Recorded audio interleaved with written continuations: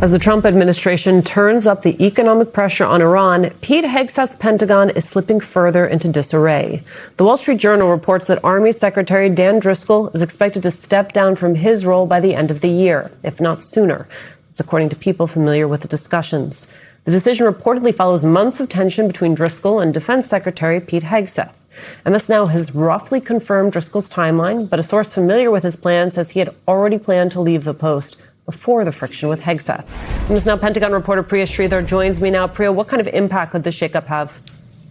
Hey, Alicia. Yeah, I think that is probably the most important question. Of course, this source that MS Now spoke to said that Secretary of the Army Dan Driscoll was always planning to leave this role within 23 or 24 months because that's the typical lifespan of a Secretary of the Army. And so that is part of the reason why he was attempting to put forth so much change in the Army as quickly as possible. But I think what's so important here is that if Secretary of the Army Dan Driscoll does step down from his role in the coming months, that would leave the Army without a Senate-confirmed leader. And we already know that Secretary of Defense Pete Hegseth fired the Chief of Staff of the Army, General Randy George, back in April, and they never nominated a replacement. So now the Vice Chief of Staff of the Army, General Christopher Leneve, has been serving in that capacity, and he's been rolling back a lot of Dan Driscoll's initiatives, including this drone and robot battalion in Europe that was supposed to take a lot of the lessons learned from Ukraine's warfighting capabilities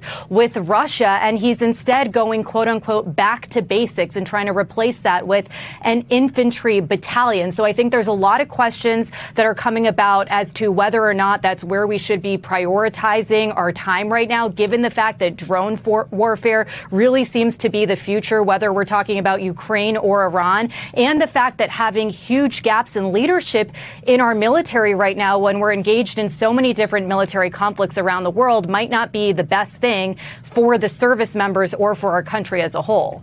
You know, Priya, you and I have been following what has been happening to service members aboard the USS Lincoln. On the show, we also talk a lot about the Trump administration's deportation machine, and today those stories are colliding. In fact, you've been reporting on a story, the father of a sailor who's been stuck on the USS Lincoln for months, was arrested and detained by ICE. I want you to take a listen. This is his stepdaughter. He was arrested on his way to the mechanic, was going to get his car checked. And he just got arrested by a Publix and got taken. Unbelievable. Priya, what more do we know?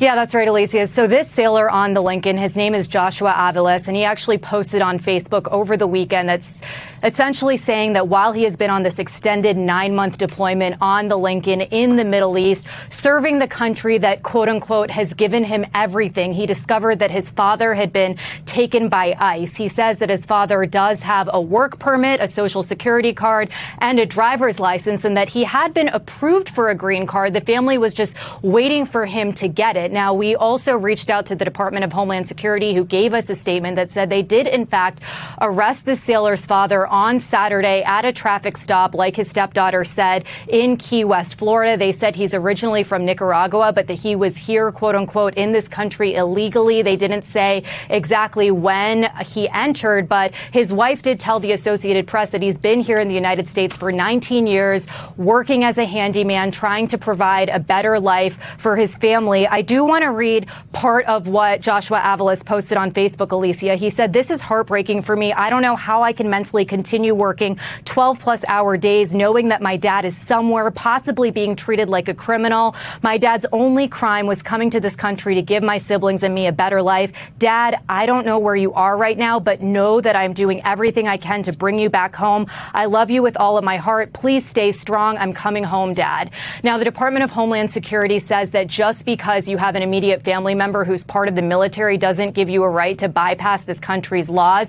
They say that they're just doing what Congress has authorized them to do, and that's to deport illegal immigrants, as they say. And the Associated Press also did a fascinating investigation where they said that in the course of the last several months, this administration has actually detained over 50 immediate family members, that's parents and spouses of active duty service members, and 6 of them, Alicia, have actually already been deported.